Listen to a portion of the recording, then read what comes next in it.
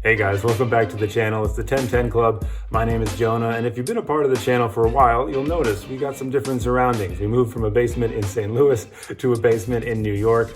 Still got to figure out how to make this basement look a little bit nicer. But the channel's still the same, focusing on affordable watch collecting, and today is another wedding gift actually I received back in June. It's from Timex. It's a Waterbury Chronograph. Let's flip the camera and check it out.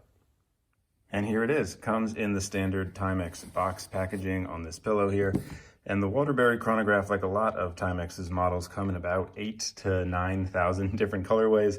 I'll pull some up here from Amazon. They also range in price as well, everywhere from about $55 to over $100. This colorway, I would call it black and almost a mix of rose gold and copper. Not exactly sure where that color lands, but you can see the accents on the pushers and the crown, as well as the hands and the printed indices around, and then basically a flat black dial.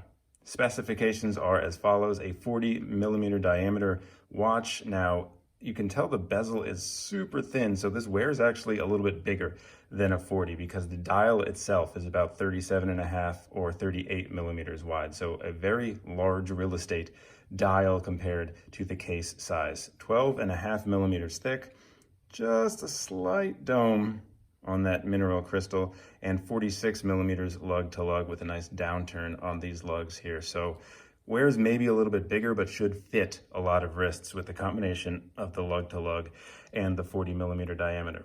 20 millimeter lug width. This strap does taper down to 17.5 millimeters. 50 meters water resistance, does come with Indiglo that we will check out later, and that should cover the basics. So let's check out some of the details on this watch. Like I said, a mix between rose gold and copper for the accents. A printed dial with the numerals all around, and then also printed little indice markers, thicker ones here for the numerals and thinner ones in between. The main two hands, the hour and the minute hand, are loomed. No loom anywhere else, but once again, we do have Indiglo to help with that, and 3 different sub-registers for this chronograph. So you press this one to get the chronograph started, and there it goes.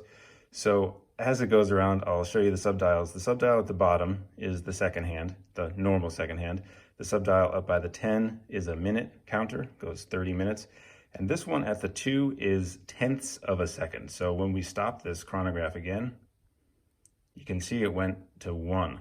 So that is 21.1 seconds. So it does try and get a little accurate, and then you reset it by hitting the second pusher, and boom, you're done. This is a fully high polished stainless steel case with some nice bevels too, some nice angles undercut here at the bottom. So while it's a 40 millimeter diameter up top, you can see it's way smaller down here. Timex all laser etched on the back, watchmaker since 1854, stainless steel, Waterbury, water resistance, and that should be the battery when you need to change it. So it's a flat black dial with the printed indices and numerals all around. Almost an exact color match to the hands and the pushers and crown. A little bit different. I would say the hands are more rose gold and the numerals are more of a copper or a regular gold. Also, you see you have the date wheel, a black date wheel there at the 4 o'clock. The subdials are all slightly recessed, just a little bit to give some depth to the dial. No extra texture on any of these subdials. However, the little difference of elevation, as I like to call it, is a nice little bit of detail on this watch. The strap looks nice. It is a brown leather strap, dark brown with contrast stitching all the way down. And the cool part is on the back. It's like a zebra herringbone print on the back, and also you do get yourself a signed Timex stainless steel buckle as well. All right, so how do we feel about this thing? I think there's a lot of strong positives, but there are a few glaring negatives that put me on the fence about this watch for a while.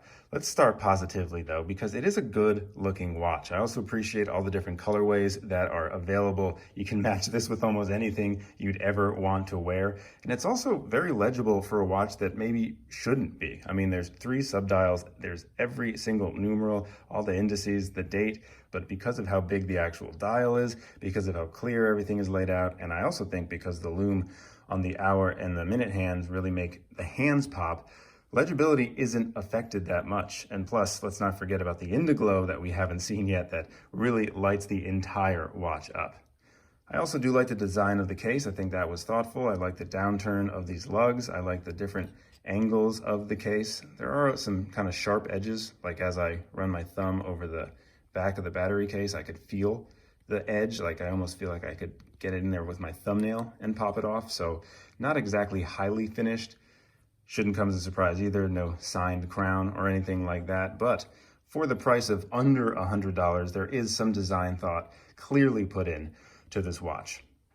On the other hand, this is borderline fashion watch territory, and depending on how you feel about that, well, that depends on whether or not you want to click one of the links below to check out all those colorways and pick one up for yourself.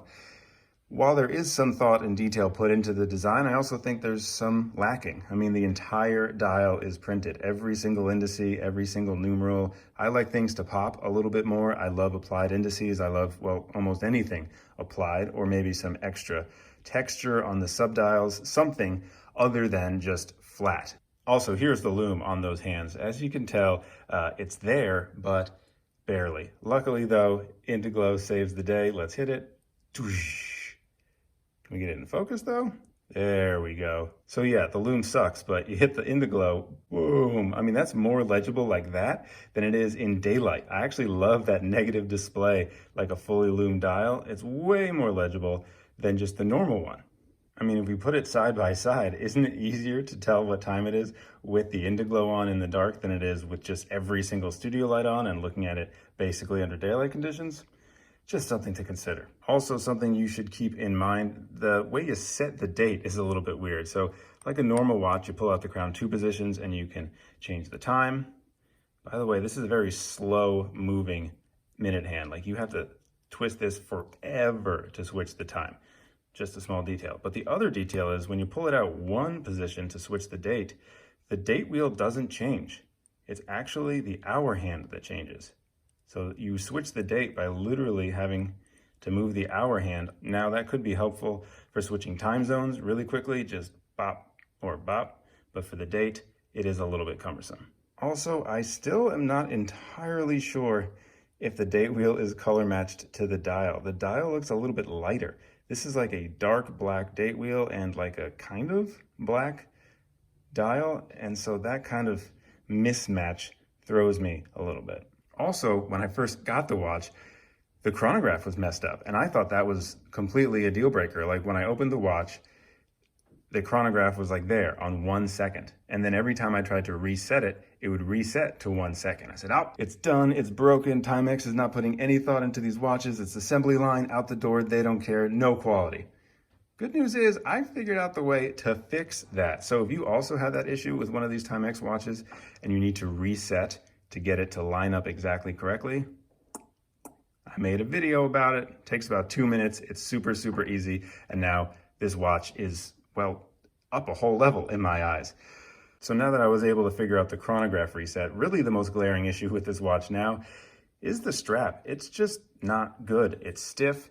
It doesn't flex at all. I really like the way it looks. I love this black and white herringbone. I do like the contrast stitching. It looks nice. It's just not comfortable. When you put it on wrist, it doesn't conform to your wrist. It's really hard to flex this strap. So the watch just kind of pops up on your wrist. So there's like air between the watch and your wrist. And also it just doesn't feel good.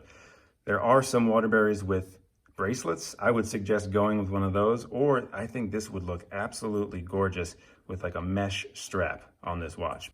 That being said, I don't think that this offering from Timex is their best value. I have reviewed this watch before on the channel. It's actually one of my most popular videos.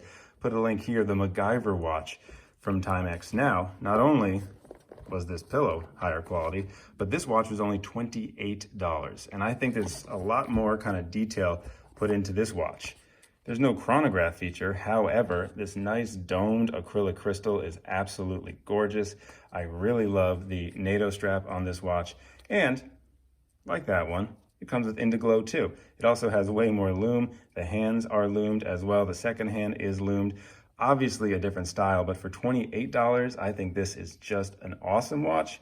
And for anywhere between $55 and $105, I do not see the value stepping up that much in order to kind of justify spending that much money on this watch. It all does come down to taste. I am very appreciative. I was gifted this watch. It was a really thoughtful gift for my wedding, and I am going to hang on to it for a little while longer, especially since I was able to fix the chronograph. I'll switch out the strap and see exactly how much I like it. But for now, that's it. Let me know what you think about this watch and Timex's more affordable line in the comments. There'll be links if you want to pick one of these up to Amazon and eBay. Like I said, a billion different colorways. And thanks for watching. I'll see you later.